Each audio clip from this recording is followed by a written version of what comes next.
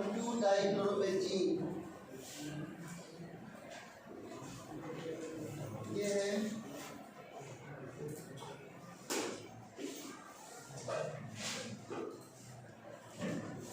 1,3 dichlorobenzene, 1,4 dichlorobenzene. बस एक चीज मैंने बताया था ortho para and Meta position, यहाँ पर जब किसी ग्रुप की कोई जस्ट एडिशन में होता है तो इसका ऑर्थो,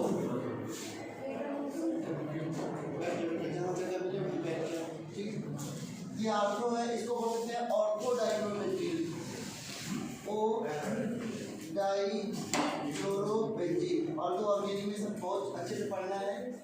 इसका नाम होगा मेटा डाइक्लोरोबेंजीन, मेटा डाइक्लोरो। मैं बात करते ना देखो किसी को बता रहा हूँ मैं, मेटा डाइक्लोरोबेंजीन में क्या होगा पैरा डाइक्लोरोबेंजीन। इसने पूछा है order of dipole moment, dipole moment का सबको इसका होगा ना, क्योंकि इसका वेक्टर इस तरफ है, इसका वेक्टर इस तरफ है और रिजल्टेंट ये होगा जो कि कैंसिल नहीं हो रहा है, थोड़ा बहुत कैंसिल हो जाएगा, ठीक है ना। आपने फिजिक्स में अब तो पढ़ लिया है कि अगर इस तरीके से है तो वेक्टर कैंसिल होंगे कब, और अगर इस तरीके से है तो पूरी तरह कैंसिल हो जाएंगे, और अगर ऐसे है तो बिल्कुल कम कैंसिलेशन होगा, और अगर वेक्टर इस तरीके से है तो कैंसिलेशन नहीं होगा, ठीक है ना। वेक्टर के बीच में जितना एंगल बढ़ता जाएगा उनका रिजल्टेंट उतना ही कम होता जाएगा। ये बात मानते हो? ओके, तो सबसे यहाँ पे कैंसिलेशन कुछ होगा, यहाँ पर और ज़्यादा हो जाएगा कैंसिलेशन, यहाँ पर कंप्लीट कैंसिलेशन है, यस या नो? और यहाँ पर क्या है, देखो कार्बन बॉन्ड क्या होता है नॉन पोलर, बट जो डबल बॉन्ड कार्बन होता है उसकी इलेक्ट्रोनेगेटिविटी या sp2 कार्बन की इलेक्ट्रोनेगेटिविटी sp3 कार्बन से थोड़ी सी क्या होती है, ज़्यादा होती है।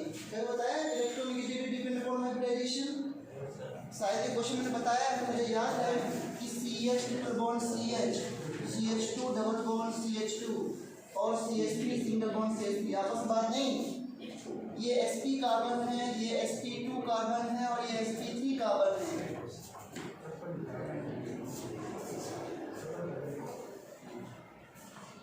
sp2 sp3 कार्बन, बताइए ये कार्बन sp है, ये तो कर सकते हो, निकाल सकते हो ना आप लोग।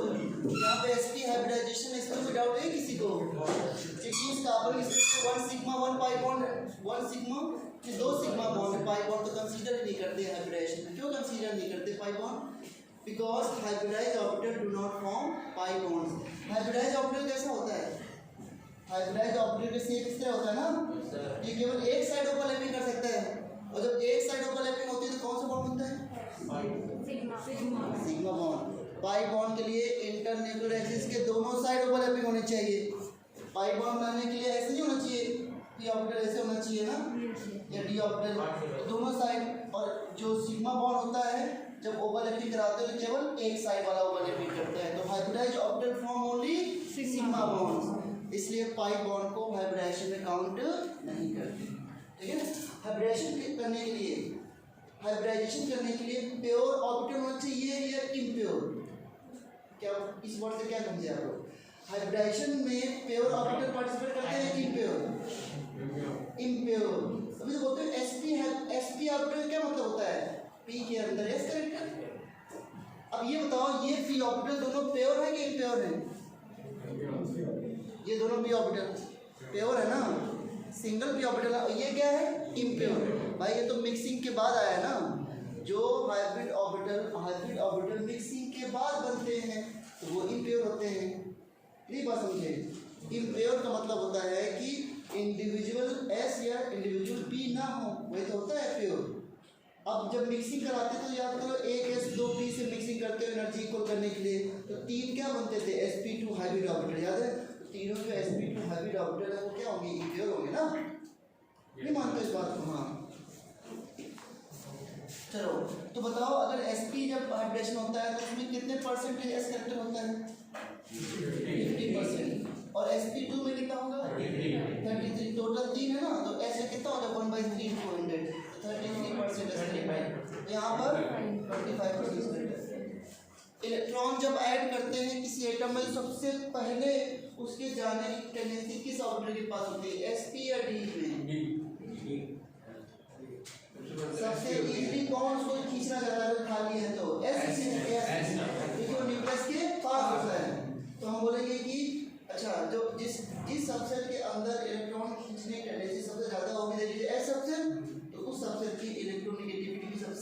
ज़्यादा होगी। इसलिए बोलते हैं परसेंटेज एस कैरेक्टर बढ़ने से इलेक्ट्रोनेगेटिविटी बढ़ती है। तो triple bond carbon is more electronegative than double bond carbon and double bond carbon is more electronegative than single bonded carbon because of increasing percentage S character. Okay, तो इसलिए ये order है electronegativity का। इसी तरीके से triple bond nitrogen is more electronegative than double bond nitrogen और double bond nitrogen is more electronegative than single bond nitrogen. कोई दिक्कत नहीं। इसका एक बहुत ही इंटरेस्टिंग जो है वो एग्जाम्पल है। बताओ क्या इंटरेस्टिंग एग्जाम्पल है कि जो ट्रिपल बॉन्ड कार्बन होता है बच्चों, ट्रिपल बॉन्ड कार्बन की इलेक्ट्रोनेगेटिविटी सिंगल बॉन्ड नाइट्रोजन से ज़्यादा होती है। अब बताओ, तुमने कभी सुना था कि नाइट्रोजन की इलेक्ट्रोनेगेटिविटी कार्बन ज़्यादा होती है? नहीं सुना ना? अगर नहीं सुना है तो सुन लो आज।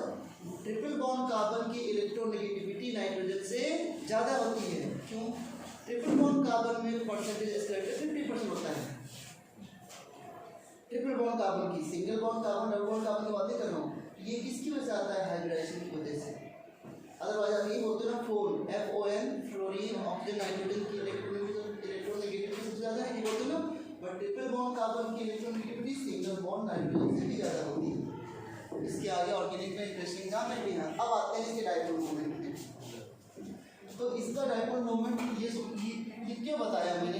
क्योंकि इसका डायपोल मोमेंट आप ये कह सकते हो कि सर इसका डायपोल 0 होना चाहिए, देखो कार्बन कार्बन बॉन्ड है, बट 0 इसका एग्जैक्टली नहीं होता है। बट इस मॉलिक्यूल का क्या है बच्चों? 0 है। तो A B C D क्यों 0 नहीं है? बिकॉज sp3 कार्बन जो है वो sp2 कार्बन जुड़ा है, there is some difference in electronegativity. इस वजह से कुछ ना कुछ डायपोल मोमेंट इसका हो जाता है। तो सबसे ज़्यादा होगा B का, फिर C का, फिर A का और फिर लास्ट में D का। ओके, ये इसका ऑर्डर है। क्वेश्चन शायद बताइए। हो गया, चलो। The number of sigma and pi bond in one butene 3 R। ये इसका स्ट्रक्चर भेजा था बेटा। देखो यहाँ से 1 ब्यूट 3 ये ऑर्गेनिक का नेम है, ब्यूट इन 1 3 1 को लिखो, चाहे लिखो। तो डबल बॉन्ड की पोजीशन ई का मतलब डबल बॉन्ड, आयन का मतलब बॉन्ड, इतना पता है सबको। तो 4 ब्यूट का मतलब 4 कार्बन और डबल बॉन्ड की पोजीशन 1 पे है तो 1 लगा दो, ट्रिपल बॉन्ड 3 पे है। पता है आपको कि जब डबल बॉन्ड और ट्रिपल बॉन्ड एक ही पोजीशन पे हो तो काउंटिंग किस तरह से करते हैं? डबल बॉन्ड ट्रिपल बॉन्ड से, डबल बॉन्ड से। डबल बॉन्ड इन होता है, ट्रिपल बॉन्ड आइन होता है, वाई। तो जब सेम पोजीशन पे दोनों पड़ जाए तो फिर अल्फाबेटिकली जो पहले पढ़ता है उससे काउंटिंग करो, ठीक है? अदरवाइज जो पहले पड़ जाए उसी तरह से काउंटिंग करो। तो इधर से ये 1 पोजीशन पे, इधर से ये 1 पोजीशन पे है, तो फिर डबल बॉन्ड की प्रायोरिटी ट्रिपल बॉन्ड से ज़्यादा हो जाती है, ठीक है ना? तो 1 2 3, तो 1 से डबल बॉन्ड है और 3 पर ट्रिपल बॉन्ड है। Now you can count sigma and pi bond. कर सकते ना काउंट? पाई बॉन्ड साफ दिख रहे हैं, 3 पाई बॉन्ड है। सिग्मा बॉन्ड निकालने के लिए आपको थोड़ा सा इसको ओपन करना पड़ेगा। H C triple bond C और H हो जाएगी ना बच्चों? Sigma sigma pi sigma sigma sigma 2 pi sigma. हो गया? अच्छा, नेक्स्ट है the compound in which carbon uses its sp3 hybridized orbital for bond formation। इसमें कौन सा कंपाउंड इसमें कार्बन sp3 हाइब्रिडाइज यूज कर रहा है बॉन्ड फॉर्मेशन के लिए? तो आपके पास रहेगी ऑप्शन ना, सिंपल क्वेश्चन है, NH2 CNH2 double bond O NCH3 CH3 का होल ट्राइस CH and D CH3 CHO। पूछा इसमें कि the compound in which carbon uses its sp3 hybridised orbital for bond formation. ये सिंगल करेक्ट है, multi correct है? Single correct है, ठीक। तो किसमें जो है वो carbon sp3 hybridised orbital use कर रहा है बॉन्ड फॉर्मेशन के लिए? क्या इसमें कार्बन sp3 है क्या? sp2 है। देखो ना, एक सिग्मा एक सिग्मा एक सिग्मा तो sp2। इसमें कार्बन की बात की ना, हाँ कार्बन, ये भी sp2 है। इसमें ये कार्बन देखो, इसमें 3 CH3 हैं, CH3 यहाँ पे ये sp3। और यहाँ पे देखो एक्चुअली एल्डिहाइड जो ग्रुप होता है उसकी प्रायोरिटी ज़्यादा है, तो इसलिए इस कार्बन को अगर एक ही ऑप्शन तक मैंने पूछा कि अगर एक ही ऑप्शन रखा है तो इसकी प्रायोरिटी नहीं है, मतलब इसकी प्रायोरिटी ज़्यादा होती तो हम सेंट्रल कार्बन इसे मानेंगे। ये एल्काइल होती है sp2 है। अगर मोर देन वन चॉइस होते तो फिर कंफ्यूजन क्यों होता कि ये कार्बन तो sp3 है बट सेंट्रल कार्बन यहाँ पर C डबल बॉन्ड O वाला कार्बन है, ठीक है ना। इस वजह से अगर वन चॉइस आंसर है तो see this is the best answer C part. C option में बात कार्बन की तो रेस्ट नहीं है। इस कार्बन का सी ऑप्शन पे सी वाला ये सभी में sp3 है ना, बाकी कार्बन कैसे बाकी टिक ये भी sp3 है और सेंट्रल कार्बन ये है ना जिससे ज्यादा ग्रुप सराउंडेड हो, है ना, सेंट्रल कार्बन ये है। Which one is the correct statement with different solubility of MgSO4 in water? MgSO4 की solubility water में चेक करना है, इसमें कौन सा ऑप्शन करेक्ट है? सुनो ऑप्शन जरा। Hydration in energy of MgSO4 is higher in comparison to its lattice energy. Ionic potential of Mg2 plus is very low. SO4 minus mainly contribute towards hydration energy. Size of Mg2 plus and MgSO4 minus are similar. क्या जवाब इसका हम सोच सकते हैं?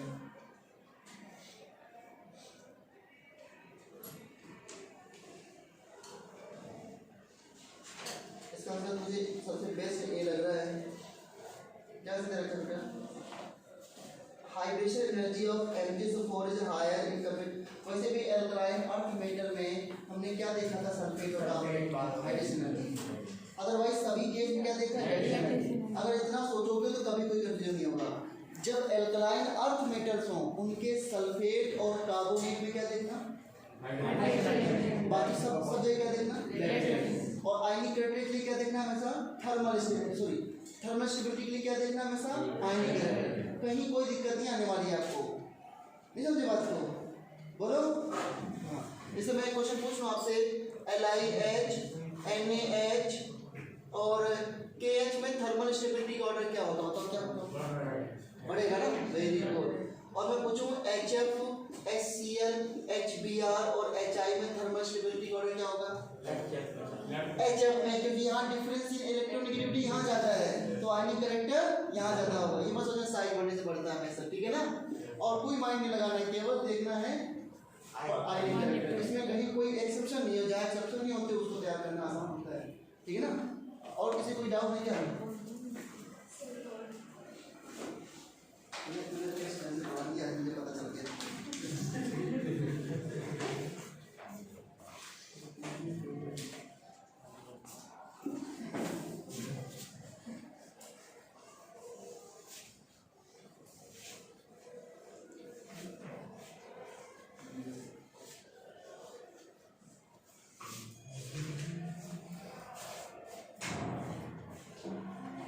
The correct order of hybridization in the central atom: NH3 PtCl4 2 minus PCl5 BCl3 में correct order of hybridisation. तो जब इस तरह कॉम्प्लेक्स आ जाता है ना तो ये फिर अभी आपको कोर्स में हुआ नहीं है, ये अभी मैंने पढ़ाया है 12th में क्वार्टजिंग कंपाउंड के चैप्टर है, तो उसमें इस तरीके से कॉम्प्लेक्स आयन के हाइब्रिडेशन होते हैं, ठीक है ना। इसमें तो कोई डाउट ही नहीं है। नाइट्रोजन के आउटरमोस्ट कितने होते हैं? 7 इलेक्ट्रॉन्स ना, ये 15 होते हैं। 7 में से 5 में 3 शेयर कर लिया, एक लोग बच गया। 3 sigma 1 lone pair sp3 shape क्या दिख रही है इसकी? टेट्राहेड्रल ना, टेट्राहेड्रल ज्योमेट्री है, कोई बात नहीं, जो बोला वो थोड़ा सही है। टेट्राहेड्रल ज्योमेट्री है, शेप क्या है इसकी? इस मॉलिक्यूल, ये 3 मॉलिक्यूल आपको बार बार परेशान करते होंगे। एक NiCl4 2 माइनस, एक NiCl4 2 माइनस और एक PbCl4 और एक PbCl4। ये सब नहीं कर पाओगे अभी आप। जब इसकी वाली बात है, यहाँ पर इसका sp3 आता है, ये dsp2 है और ये भी तीनों dsp2 है। dsp2 की शेप जो होती है स्क्वायर प्लेनर होती है, इनके हाइब्रिडेशन भी नहीं कर पाओगे आप। फालतू बस स्पेल करने से मतलब नहीं है, क्योंकि इसको बताने के लिए बहुत टाइम लगेगा। 12th का है, 12th के चैप्टर है क्वार्टजिंग कंपाउंड। अगर भरोसा ना हो तो 12th ट्वेल्थ की एनसीईआरटी देख लो, उसमें अच्छा उसमें भी ये एग्जाम्पल नहीं मिलेगा, क्योंकि ये एग्जाम्पल जो 2-3 बार आ चुका है, जो है ये एग्जाम्पल तो किसी डिफरेंस बुक में मिलेगा। बाकी इस तरह के कॉम्पाउंड आपको मिल जाएगी, ये मिल जाएगा, ये मिल जाएगा, ये दोनों नहीं मिलेंगे, ये दोनों में DsP2 है, ठीक है। तो इसलिए ये sp3 है, ये DsP2 है। DsP2 जब भी होगा स्क्वायर प्लेनर, और ये क्या होता है ये आपको पता है sp3d, और ये क्या होता है sp2। बस हो गया आंसर, जो देखना चाहते देख लो। In octahedral structure, the pair of d orbital involved in d2sp3 hybridization is d2sp3 में कौन सी d इन्वॉल्व होती है बताया था मैंने ना, जब भी d2sp3 हो या sp3d2 हो, इसमें कौन से दो d होते हैं, dx square y square dz square, क्योंकि ऑक्टेट ज्योमेट्री में एक स्क्वायर प्लेन होता है इस तरीके से, और एक इस तरह होता है, ये होता है dz स्क्वायर, ये dz स्क्वायर होता है, ये क्या होते हैं dz square minus x square और y स्क्वायर होते हैं। A square bracket complex is formed by, square bracket complex में DsP2 होता है, इसमें कौन कौन से d होते हैं, देखो इसमें s होगा, px होगा, py होगा, और d वाला कौन सा होगा स्क्वायर प्लेनर में, dx स्क्वायर। भाई स्क्वायर प्लेनर में स्क्वायर प्लेनर ये होता है ना इतना सिर्फ, और स्क्वायर प्लेनर कौन बनाता है, देखो ना dx square minus y square की शेप देखी आप लोगों ने, ये होता है ना dx square minus y square, ये होता है ना, तो देखो ये क्या हो गया, एक स्क्वायर नहीं हो गया, जब अलोंग द एक्सिस वाले d ऑपरेटर्स होंगे ना, ऑक्टाहेड्रल में सारे बॉन्ड अलोंग द एक्सिस होते हैं, स्क्वायर प्लेन में सारे बॉन्ड अलोंग द एक्सिस होते हैं, जो d operator along the axis होंगे वही तो यूज होंगे हाइब्रिडेशन में। ये भी बड़ी इंपॉर्टेंट बात है, क्योंकि टॉपिकली इसको बताया जा सकता है, स्क्वायर प्लेन में जो d होता है वैसा वो d square minus y square होता है। The carbon-carbon bond between C2C3 vinyl acetylene is formed by overlapping। Vinyl acetylene, ये विनाइल एसिटाइलिन क्या होता है, विनाइल ग्रुप से क्या होता है, 12th के चैप्टर 1 में ये होता है, दिस इज विनाइल ग्रुप, कौन सा ग्रुप है विनाइल, ठीक है विनाइल ग्रुप। और एसिटिलीन क्या होती है आपको पहले से पता है, व्हाट इज एसिटाइलिन या एसिटिलीन क्या होती है, C17H34,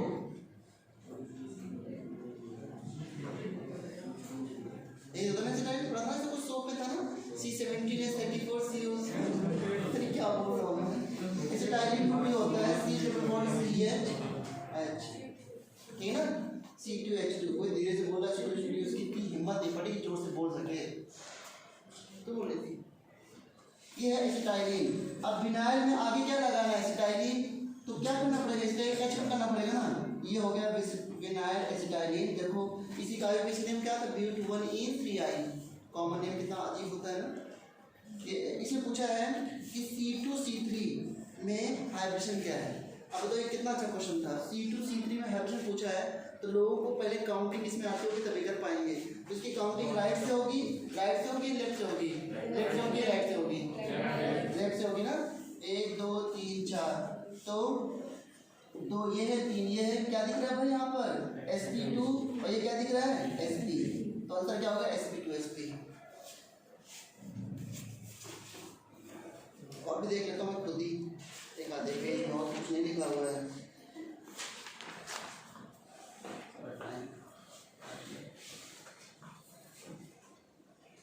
और किसी के डाउट तो नहीं है, देख लो, झूठ मूठ के पूछ लो, डाउट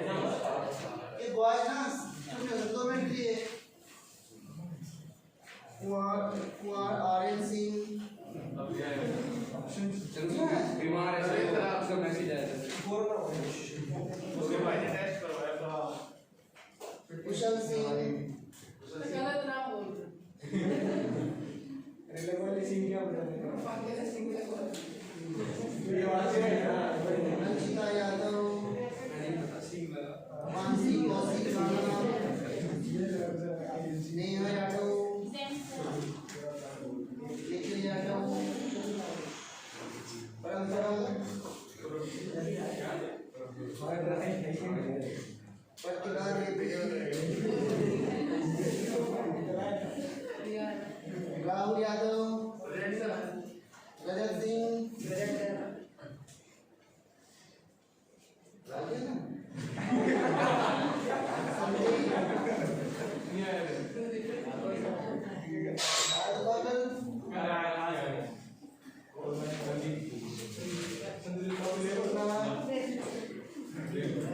सतीश चंद्र,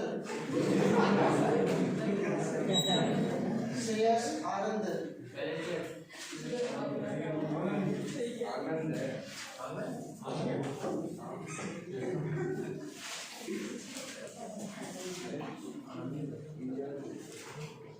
शुभम,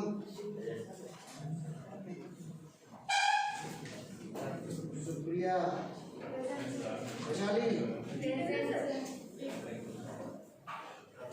विशाल, विशाल है, विवेक, यशस्वी तो आई है।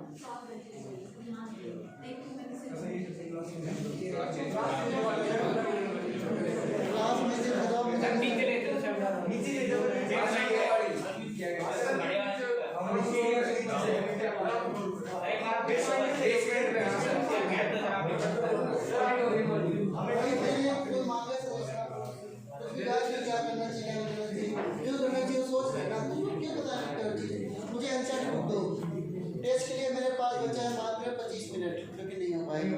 30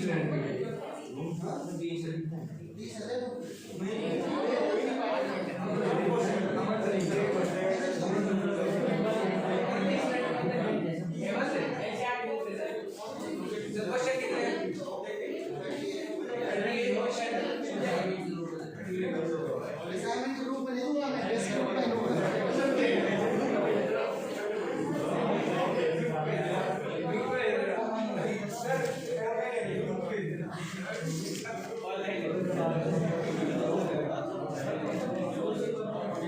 मैं किसी से नहीं बोला कुछ नहीं।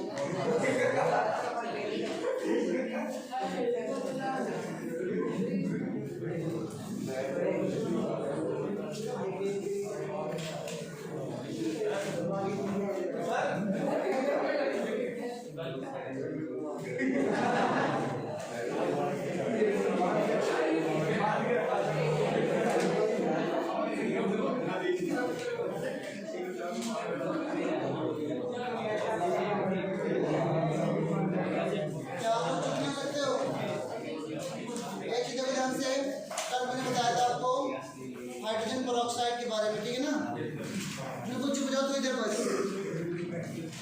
एकदम चुप जाओ। हाइड्रोजन पेरोक्साइड की स्ट्रक्चर बता दिया था, प्रॉपर्टी बता दी था, क्वेश्चन बता देना इस पे।